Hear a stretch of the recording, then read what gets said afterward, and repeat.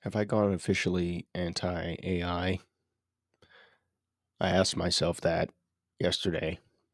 Um, I recently pulled back up Sirius and Limnic, what I call Sirius and Limnic OG.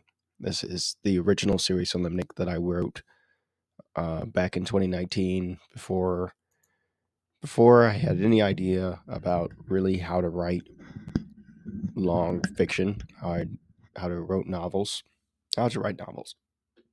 Before I had a social media presence, before I knew anything about plot structures or character development or anything like that, I I wrote this novel. And looking back now, 6 years on from when I started, actually it's been almost exactly about 6 years when I started. It was May 2019 that I decided that okay, I've had this idea for this story, and gonna start. I'm gonna make the first step to put it down. My first step was to write an outline. Um, Subsequently, ditch the outline because that's what happens with outlines most of the time, which I've found is totally normal now. And then just keep writing every day toward the conclusion of the story. And I remember my thinking at that time was the characters were my North Star.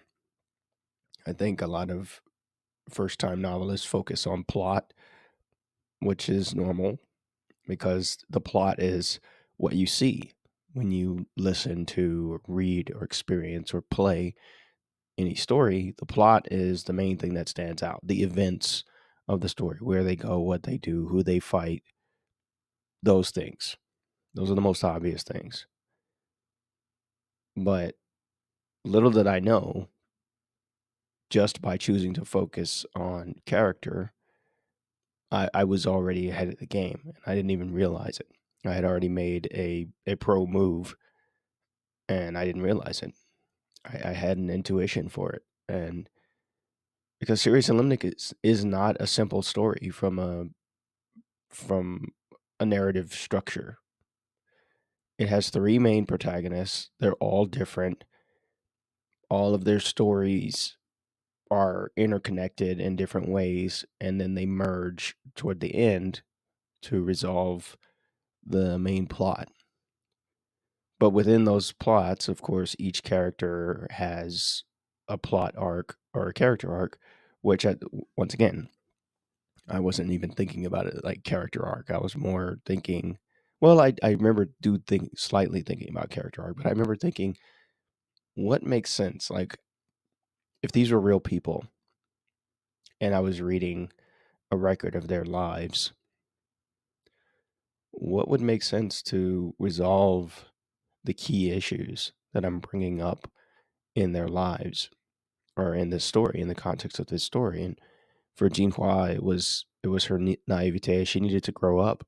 She needed to, it was a weak. I look back at, it was very simple type of uh type of flaw or or obstacle that she had to face. But she's young. She's a very unique person. She doesn't know it until a little bit ways into the story, but then at the end, it's like what she chooses to do with it, and then what she has to learn in order to grow up and accept, that she can't run from this war. She has to fight. And then Noe was the most obvious, and she's the character that one I'm proud of her because she's not a simple character to write. She was very she was probably the hardest character for me to write, not because she's female, but because in her there was a lot of my post military mental landscape that I was working through at the time, and she turned out to be a very therapeutic character for me to write. That she was this military veteran and she had gotten out of the Space Force, and it was that loss of mission that I felt when I got out that a lot of first responder types feel when they stop doing the thing that has been such a big part of their lives for a long time. That was me, especially 6 years ago. And her character is a reflection of that. But then she's kind of became her own person, and resolving that issue and helping her find basically that new mission. That's her character arc. Is like she starts the story, she has no mission, she has little direction, she's just kind of going through the motions, doing the routine. And I've been there doing that. And then by the end, she has something that excites her, something that is is perfect for her skill set. And then there's Rodan, who uh, he has his struggles, and I really wanted to show this kind of what happens when you let other people live your life and you just kind of take your foot off the gas, and well, you may not end up where you want to end up. And it's kind of a tragic story, and my mom still gets on to me this day about what I did to Rodan in Serious Limnic. But I bring up these three characters because just by those three arcs that I described, and then there's of course sub characters, there's an antagonist and all this, and they have their own kind of stories. But bottom line is, I was very proud of this story, and I went back to it because I'm executing this strategy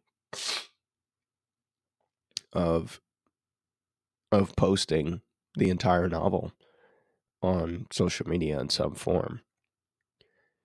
And I think back to when I started, this is a very scary thing, because when you think of writing books, the only way to experience someone's book is to buy it, classically.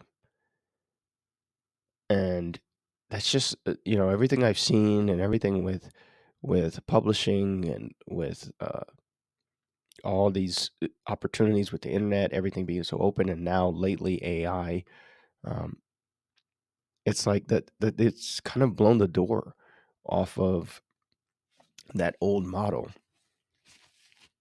I think of how much stuff that I consume for free most of the time, even if it's annoying and you have ads or whatever. There's just so much that's free out here these days that when you think of a whole book, especially a book, because books are not, we're in a time where people just don't read as much. And so books are not seen as, oh, I'm going to pay $20 and experience this story, or I'm going to get this information from this book. You can just go online. You can literally just generate it yourself with AI. You can generate a story. And so that presents a unique problem for people like me, whose primary business is writing books and writing stories. And whenever I look around the publishing landscape, I see two things. I see either heavy hitters, I see the Brandon Sandersons, and I see the James Pattersons. uh, James Patterson and Mr. Beast writing a novel, that type of thing. These are celebrity names at this point, and it doesn't really matter what they write. People will buy their book anyway. And I think that's if you're in that celebrity category, you have that kind of effect where it really doesn't matter what you write. People will buy it just by name recognition alone. You have that side, which almost all of these people, by the way, especially James Patterson, any James Patterson, Brandon Sanderson, J.K. Rowling, George R. Martin, these are all celebrity names that got their start 20 plus years ago, way before the era of AI, certainly before the era of the internet. I don't think there's very few who started, I would say, post internet boom. So let's say 2008 and on. And I think that's a fair year to start, because almost all the major platforms got started a little bit before that. Twitter 2006, YouTube 2005, but they don't become Facebook 2004, but they don't become the platforms that we know today to start becoming it until like a couple of years later. And now that I'm old enough to have seen this evolution take place in real time, it's like, yeah, it takes time for these things to catch fire and the network effect to spread. That's the first category. The second category of writers that I see are the amateurs. These are the people who I see more or less writing. I don't even want to say writing every day, which is their first big mistake. If they write every day, they don't publish every day. Um, and so I see them online occasionally talking about writing fiction. They talk a lot about writing fiction. They write essays about writing fiction. They make videos about writing fiction, but they don't write enough fiction. So, and if they do, they're thinking of this old model to where they either want to get traditionally published or they need to have something super polished and complete before they put it out. So this is the second class. Most people that I see, I don't see rarely anybody who says they're a fiction writer. I don't see their fiction. And when you let that sink in, then what I'm doing, it just seems so stupidly radical that it's simple. It's certainly not complex. All I'm doing is I'm treating my words not as precious things to be gate kept behind a price point. I'm simply flowing with the modern times that the average consumer has way more options than ever before when it comes to entertainment. Books are in that category.